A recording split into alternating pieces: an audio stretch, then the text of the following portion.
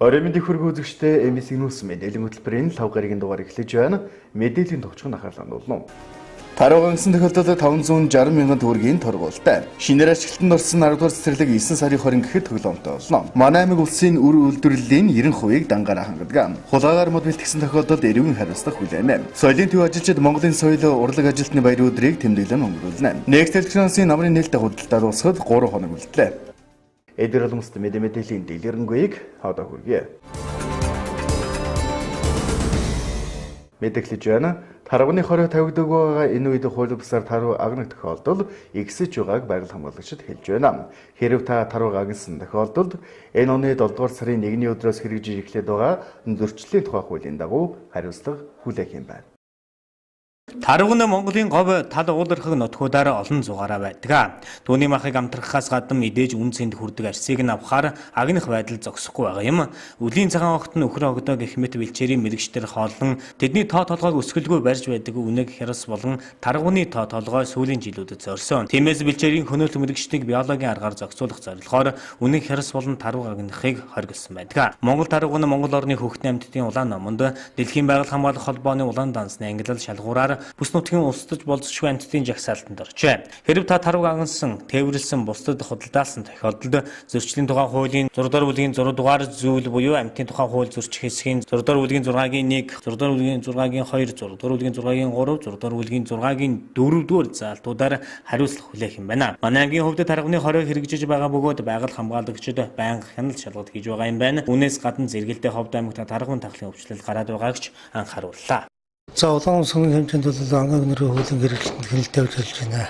Саяхан бол манай зэрэгэлдээ ховд аймагт бол тарвагын тахлын шинжтэй өвчин илрүүлсэн. Энэ нийт бол нийт иргэд ард иргэд бол хулгайг ангих, анд өгөх асуудлыг бол хязгаарлах бас тэнд бид нэр хяналт шалгалттай тавиад ажиллаж байна. Ялангуяа энэ тарваганд бол ямар нэгэн зөвшөөрөл байхгүй.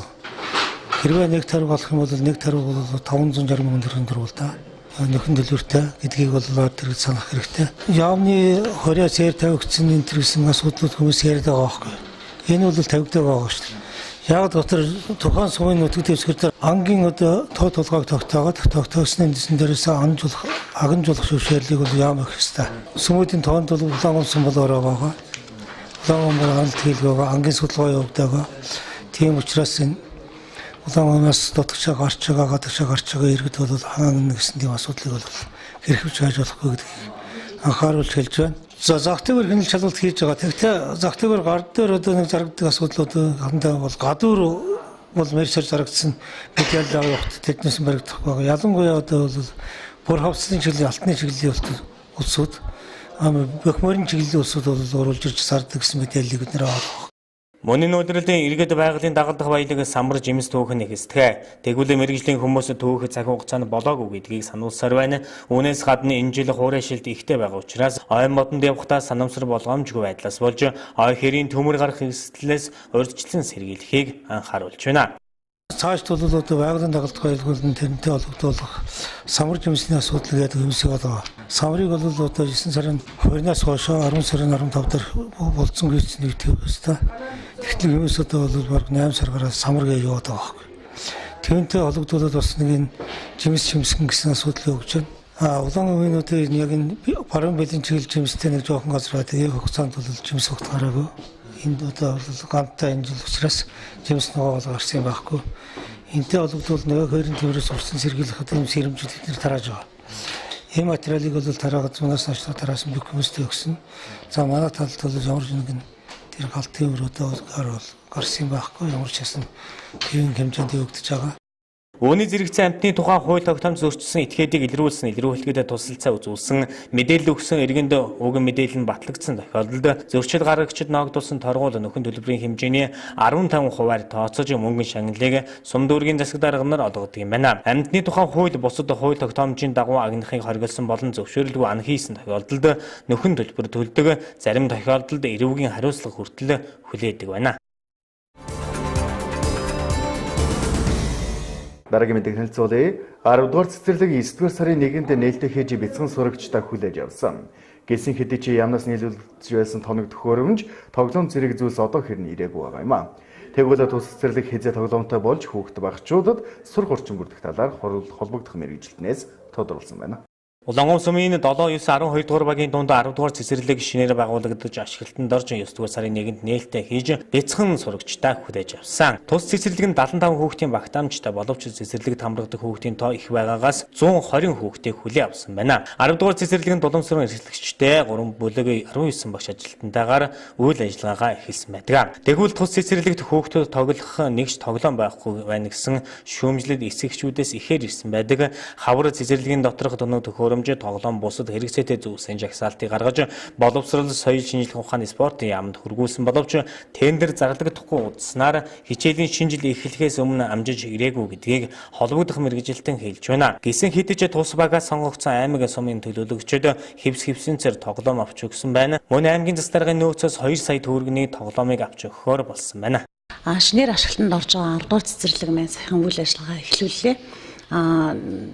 Өнгөрсөн хавар яамд бид нар захиалга хөрвүүлсэн. Энэ цэцэрлэг маань 75 хүүхдийн хүчин чадалтай хэдий ч 120 гаруй хүүхдийг сургам хүмүүжүүлж үйл ажиллагаа хийвээ явуулж байна. Одоо яг тулгамдж байгаа асуудал бол үнэхээр хүүхдийн тоглоом наадган асуудал байгаа. Цэцэрлэгт бол яамнаас 3 багц тоглоом ирнэ. 3 бүлгийн тоглоом бол ирэх ёстой байгаа. Захиалга өгсөн тоног төхөөрөмж, тавилга, хэрэгсэл бүх юм нь ирэх ёстой. Урьдчилсан байдлаар бид нар хүүхдийн санал ширээ, шкаф гэсэн ийм зүйлсүүдийг авцсан. Яам дээр тендер зарлагдаад бүр нь эцсийн байдлаар шийдэгдээгүй байгаа учраас хүлээгдсэн ийм байдалтай байна. Бид нар бол нөөц боломжоо ашиглаад бусад цэцэрлэгүүдээс дутуу байгаа зүйлүүдийг үүсэж энэ цэцэрлэгийн үйл ажиллагаа хэвэн явуулах арга хэмжээг аваад ажиллаж байна. Мөн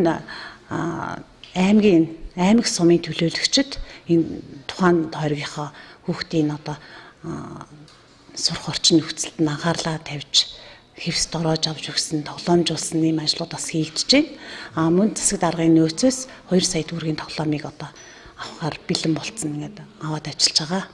Нийт эцэгчүүдтэй бас анхааруулж хэлэхэд энэ цэцэрлэг маань 7, 9, 12 дугаар багийн хүүхдүүдийг хамруулах ёстой. Тухайн тойрогтой 180 гаруй хүүхэд байгаа. 120 хүүхдийг авцсан үйл ажиллагаа явуулж байна. Тэр дундаа 5 настай бүх хүүхдийг бид нар хамруулах бодлогоо энд хэрэгжүүлэх ёстой. Гэтэл 5 настай хүүхдүүд нь бүрэн хамрагдахгүй ийм асуудлууд гарч байна. Тийм болохоор энэ багийн эцэгчүүдэд анхааруулж хэлэхэд 5 настай бүх хүүхдээ гэрт нь байлгах биш, цэцэрлэгт нь тухайн тойргийнхаа цэцэрлэгт заавал хамруулаарай гэдгийг дахин хэлмээр байна. Цэцэрлэгийн тоглоом 9 дугаар сарын 20 гэхэд ирэх юм байна. Ингэснээр 10 дугаар цэцэрлэг цаашид үйл ажиллагаагаа хэвэн өргөжлүүлээд явах боломжтой юм байна. Дараагийн мэдээг танилцуулъя.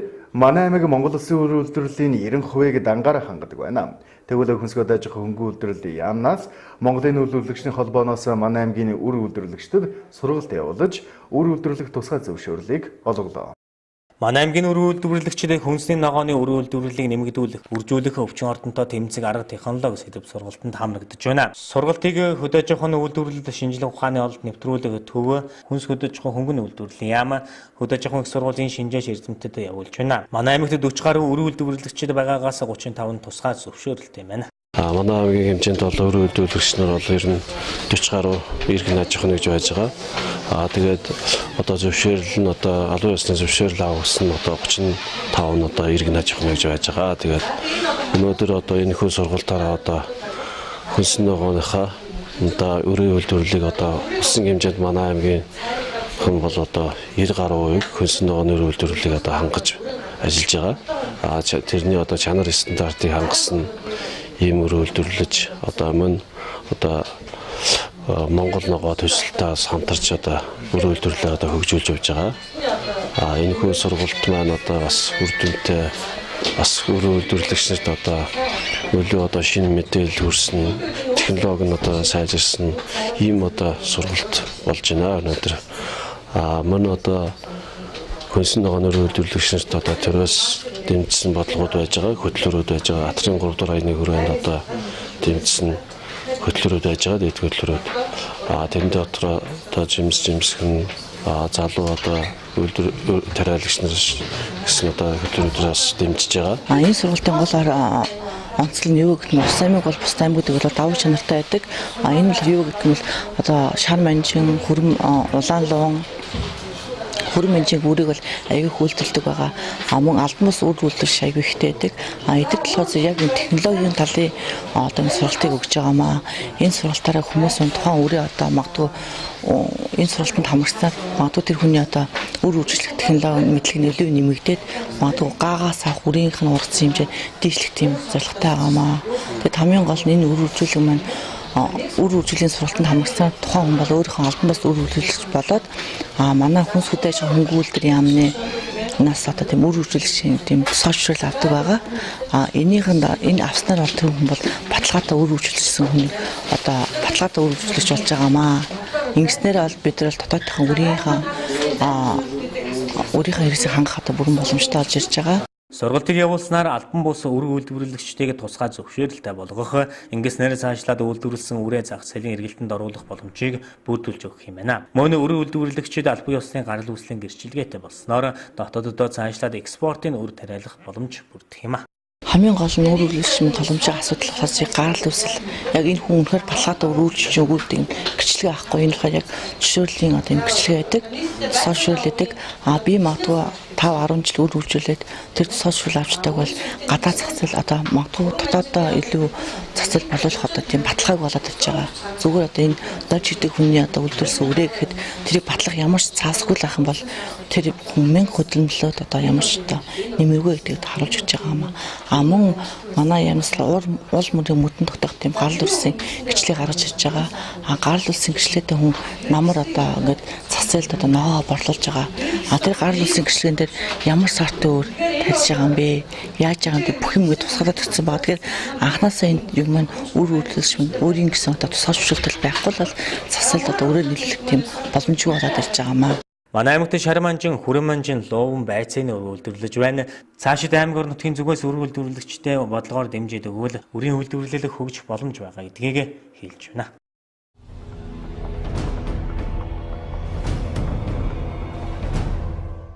Орос улсын Владивосток хотод болж буй орны эдийн засгийн форумд оролцож байгаа Монгол улсын ерөнхийлөгч Батулга өнөөдөр Находка дахь Восточны фондын үйл ажиллагаатай танилцлаа. Орос улсын хувьд Владивосток хотод орны эдийн засгийн форумыг 3 удаа зохион байгуулж байгаа бөгөөд тус бүс нутагт гадаадын хөрөнгө оруулалт татах зорилгоор форумыг зохион байгуулж гадаадын бизнесмэнүүд болон төр засгийн тэргүүнүүдийг урьж оролцуулдаг юм. Фондын үйл ажиллагаатай танилцахад зам тээврийн хөгжлийн сайд Гамбат Монгол улсаас Орос улсаас суугаа онц бөгөөд бүрэн эрхэд элчин сайд Дэлгэрмаа ерөнхийлөгчийн тамгын газрын дараагийн их бол Монгол улсын ерөнхийлөгчийн Монгол улс Орос улс бүгд найрамдах Хятад ард улсын 3 талд хамтан ажиллахаа болон эдийн засгийн коридорын асуудал хариуцсан бие төлөөлөгч ганц сүхнэр байлцлаа. Орос улсын ерөнхийлөгчийн бие төлөөлөгч Левитин, Орос улсын тээврийн сайд Соколов, Оросын төмөр замууд нийгэмлэгийн ерөнхийлөгч Белозеров, Орос улсын тээврийн дэд сайд Далайн болон голын тээврийн холбооны агентлагийн дарга Олерскинаар нүүрс дамжуулан өнгөрүүлэх Далайн бомбын үйл ажиллагааг газар дээр нь танилцууллаа. Энэ үеэр Орос улсын талаас Монгол улсад тус бомбоос газар үгүй, тус бомб шиг бомб байгуулаад 5 толгойн үрсээ дэлхийн зах зээл рүү гарах боломжтой хэмээн албан ёсоор санал тавьсан байна. Восточны бомбд нь Япон тэнгисийн наркотикийн болон Вранглерийн хоолойд оршдог Орос улсын хэмжээний төрөлцсөн далайн бомб түгөөд Монгол улс Оросын холбооны улс бүгд найрамдах Хятад ард улсын эдийн засгийн коридор байгуулах хөтөлбөрийн Пример 1 олон улсын төмөр замын коридорын төгсгөлийн цэг юм. Уг бомбдоор 2017 оны эхний хагасчлалын байдлаар нийт 34.8 сая тонн ачаа тээвэрлэн өнгөрүүлжээ.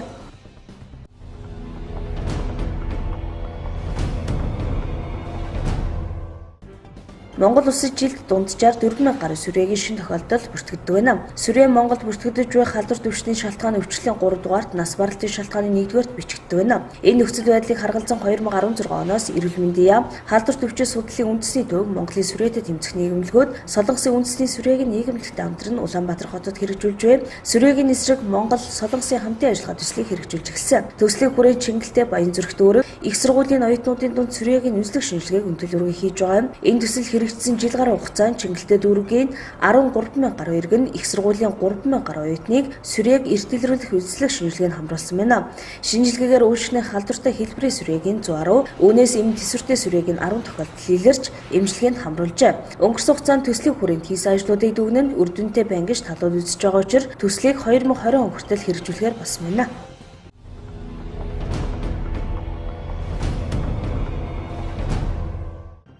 Будапешт 2017 дэлхийн аварга шалгаруулах тэмцээний амжилтанд оролцсон Монголын жудо бүхэн шигшээ багийн тамирчин дасгалжуулагчид 9-р сарын 7-нд буюу ирэх пүрэв гарагт Монголд ирнэ. Энэ жилийн дэлхийн аваргад Монголын жудочид эрэгтэй эмэгтэй тус бүр 9 тамирчны бүрэлдэхүүнтэй оролцож, гавьяа тамирчин Сумья алтан медаль хүртэн аваргалж, 1 мөнгө 4 хүрэл медаль хүртэж, шагналт 5 7 дугаар байр тус тус нэгийг эзэснээр багийн амжилтаар дэлхийн 126 орноос 3 дугаар байрт шалгарлаа.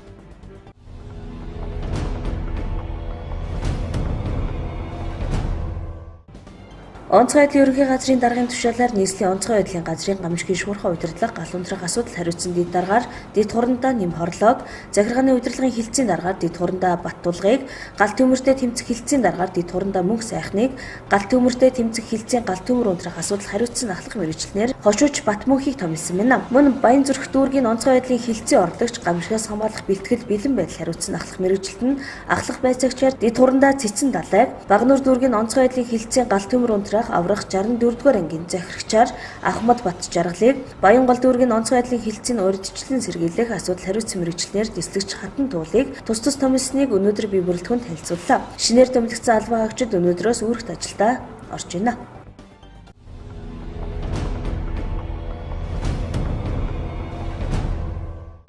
Олон улсын оратор сангийн ерөнхийлөгчөөс нь Режиндра Сабон бүгд баримтын энэтхэг улсын засгийн газрын тэтгэлгээр Монгол улсад эмчлэгдэх боломжгүй зүрхний төрөлхийн хүн төлбөрийн ажигтай амьдралын боломжгүй 10 хүүхдийг бүгд баримтын энэтхэг улсад үнэнгүй эмчлүүлэхээр болжээ. Хүүхдүүдийн чандыг гарах мужийн нэмлэх бүх зардлыг даан хэвтүүлэх юм байна.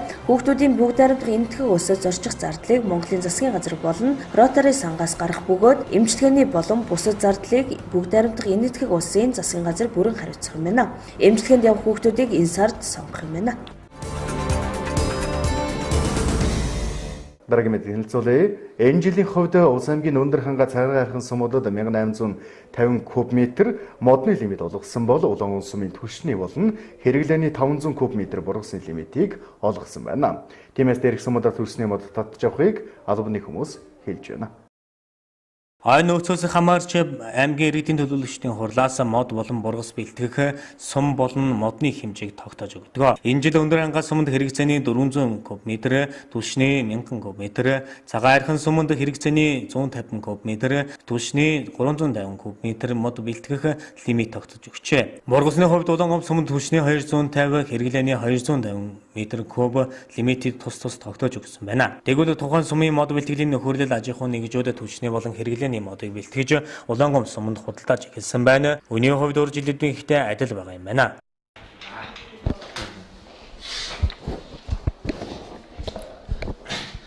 За тэгэхээр одоо намар цаг эхлээд за үлийн бэлтгэл ажлаа айл өрхөөд албан байгууллагууд хангаж байгаа. Тэгэхээр одоо модны хэрэглээ нэмэгддэг, за мод татна авалтын ажиллагаа эхэлдэг. Түвшний мод, за хэрэглээний модны асуудлыг гэдэг. Энэ жилийн хувьд аль аль сумуудад, за улс аймгийн аль аль сумуудад модны лимит олгогдсон бэ? Ишнээ нь одоо шам метр модны лимит олгогдоод байгаа юм. За тэгэхээр энэ Улаан сумын хэмжээнд бол манай Улаан сум бол бас хүн амигтай төвлөрлөлттэй 7 мянгаар одоо гэр хороолт 7 мянгаар ирэх байна. За энэ бол яхаргууд төлөвшөл хэрэглэх заашгүй хэрэглэнэ.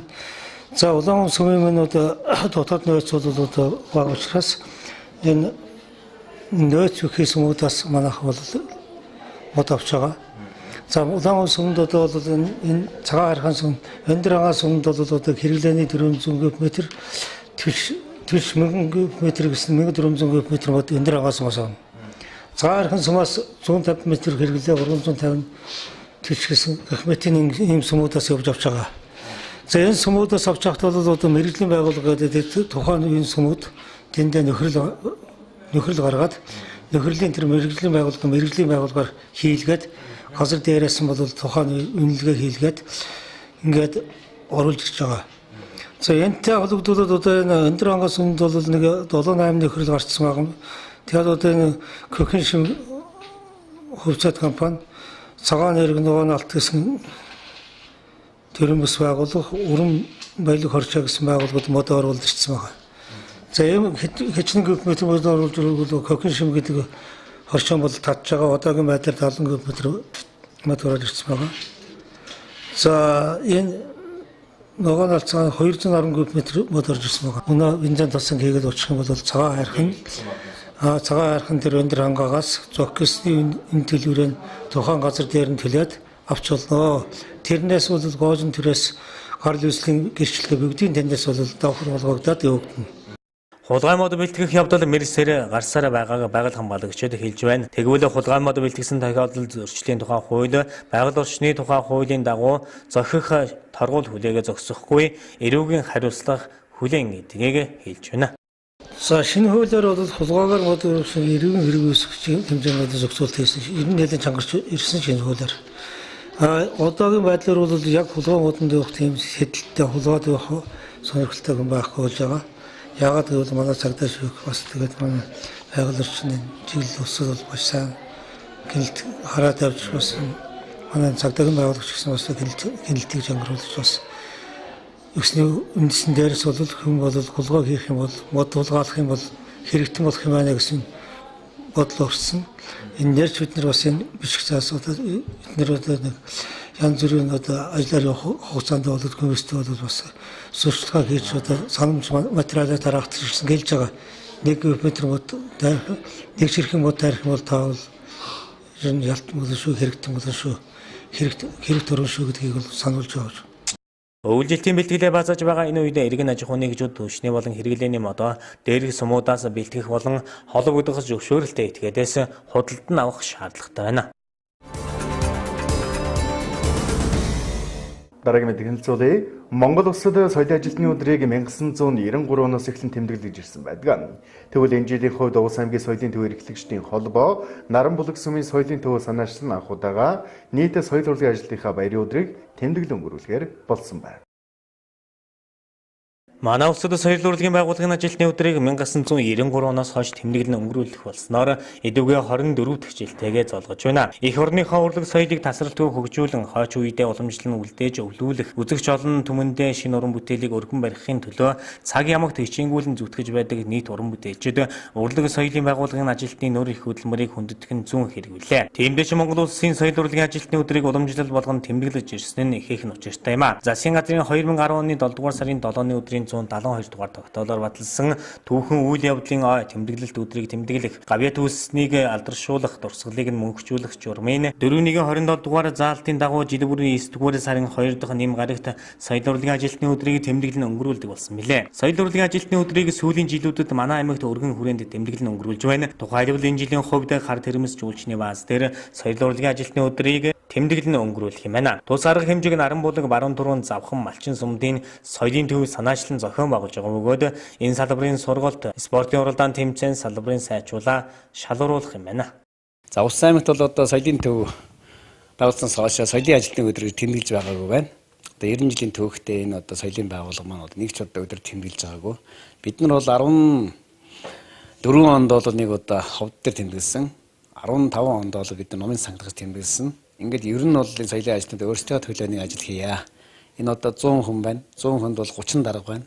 Энэ 30 дарганаас бас бид нэр ажлын эрчимжүүлээд соёлын ажилтнуудын бас нэг удирдамж гаргаад соёлын ажлын өдрийг хийгээд Монголын соёлын ажилтнуудын өдрийг тохиолдуулан Улс аймгийн соёлын төв эрхлэгчдийн холбооноос бүх соёлын төвүүдийнхээ дунд одоо энэ соёлын ажлын өдрийг анх удаага бие даа зохион байгуулж байгаа. Гол зорилго нь бол соёлын ажлыг эрчимжүүлэх, соёл урлагийн шинэ нөхцөлд хөгжүүлэх, бас шинэ гараанд одоо шинэ ертөнцид бид надад шинэлэг байдлаар одоо соёлын үйл ажиллагаа явуулах гэсэн хүрээнд явагдаж байгаа. Тэгээ энэний хүрээнд одоо бол соёлын газрын дарга статистик одоо энэ эргэцэн орчин бүрдүүлж, ажлын баталж, мөн одоо соёлын арга зүйч энэ цэцэг одоо арга зүйн зөвлөгөө өгч, хяналт тавьж, ажлын хянаж ингэж одоо боловсруулж батлууллаа. Энэний хүрээнд одоо бид нар энэ сарын одоо 9 дугаар сарын 17 оны 9 дугаар сарын 7-нд цуглараад 8-9-нд одоо 10 гаруй уралдаан тэмцээн явагдаад дээр нь бас энэ оныхаа шилдэг ая зохиог шилдэг номын санж бүжгийн багш үеийн ажилтан шилдэг соёлын төвөөдөө шалгаруулад ийм наадам хийж байна. Тэгээ энэ наадамд одоо манай соёлын төвөд идэвхтэй оролцохыг таавахнаас уриалж байна. Монголын соёлын ажилтны өдрийг тохиолдуулан Улс аймгийн соёлын төвөд тэр тусмаа Наран булаг сүмийн соёлын төвөөс санаачсан зохион байгуулж Улс аймгийн Тариалан сум, за Улс аймгийн Малчин сум, Баруун Тургун сум, Завхан сум ингээд санаачсан зохион байгуулж байгаа. Энэ жилийн соёлын ажилтны өдрийг бүх сумдын соёлын төв Номын сан дараамын театр анхудаага өргөн бүрэлдэхүүнтэй хамтран тэмдэглэх гэж байгаа нь энэ юм байна.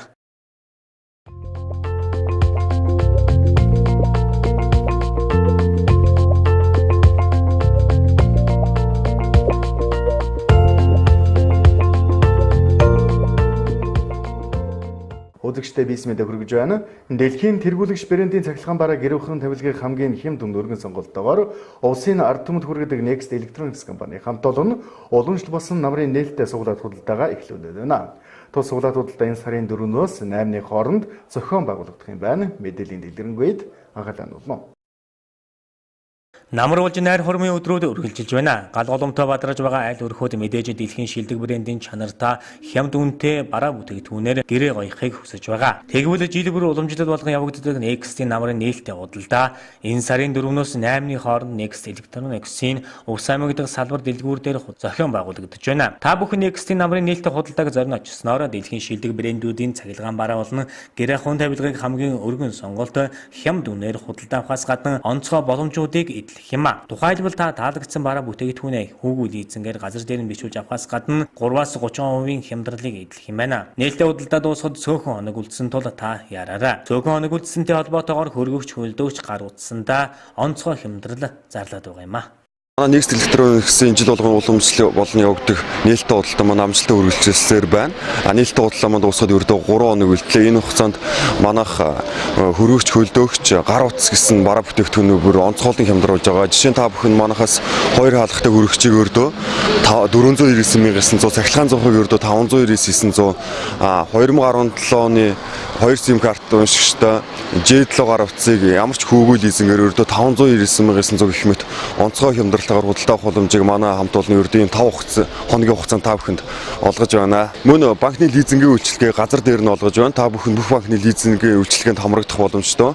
Үүнээс гадна та бүхэн худалдаа авалтын 300,000 төгрөг тутамд бас суглаа авч супер 5 азтай нэг болох боломжтой. Мөн манай бараа бүтээгдэхүүнийг ирж сонирхсноор бас зочдын суглаанд оролцох боломжтой юм. Давхар суглаанд оролцох боломж мөн маш олон төрлийн бэлэг урамшуул та бүхний хүлээж байна. За манай нээлттэй худалдааны үеэр та бүхэн Турк брендийн 5.5 кг-тай хасавтаа туулгын машийг 300,000-аас хямдруулаад ердөө 229,000-аар авах боломжтой.